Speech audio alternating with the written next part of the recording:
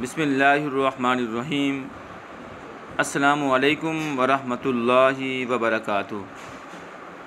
القدر چینل کے ناظرین، ایک مرتبہ پھر میں آپ کی خدمت میں حاضر ہوں۔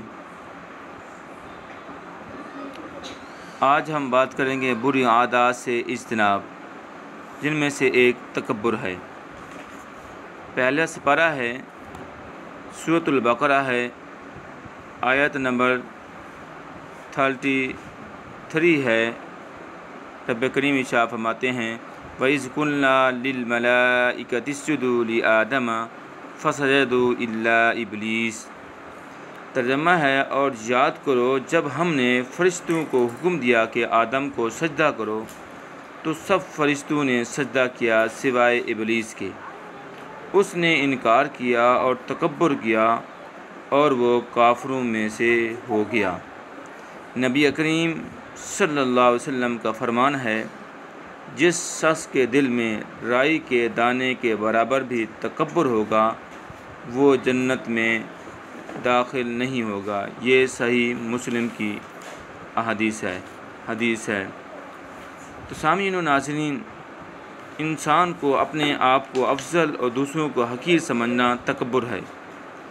انسان کی باطنی بیماریوں میں تکبر بہت بری اور بڑی بیماری ہے۔ اس بیماری میں مبتلا شخص کو متکبر اور مغرور کہا جاتا ہے۔ اس طرح کا شخص گویا کہ خود کو دھوکہ دے رہا ہوتا ہے۔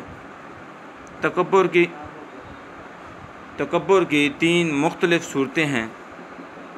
میں سرفہرست اللہ تعالیٰ کے ساتھ خود کو شریک ٹھہرانا ہے، جیسے فرعون اور نمرود نے رب ہونے کا دعویٰ کیا۔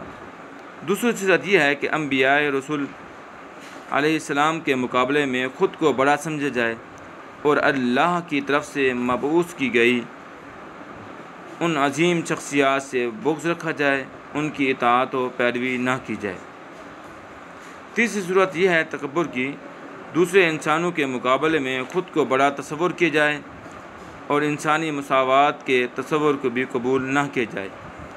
انسان کے اندر تکبر بعض اوقات کثرت علم سے پیدا ہوتا ہے، بعض اوقات عبادت و ریاضت، مال و دولت کی کثرت، حسب و نسب پر فخر، عہدہ و منصب کی کامیابی و کامرانی کے حصول، حسن و جمال، طاقت و قوت کی وجہ سے تکبر پیدا ہوتا ہے۔ تکبر کرنے والا جنت میں نہیں جائے گا۔ سامعین و ناظرین، غرور و تکبر کی مختلف صورتیں ہیں۔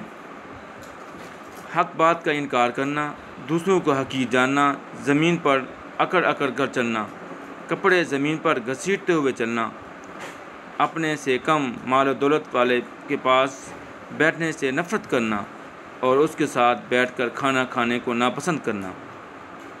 تو سامعین و ناظرین، اس لیے شیخ سعدی رحمۃ اللہ تعالیٰ نے فرمایا تھا، تکبر عزازیل را خارد کر، بزندان لعنت گرفتار کر۔ والسلام۔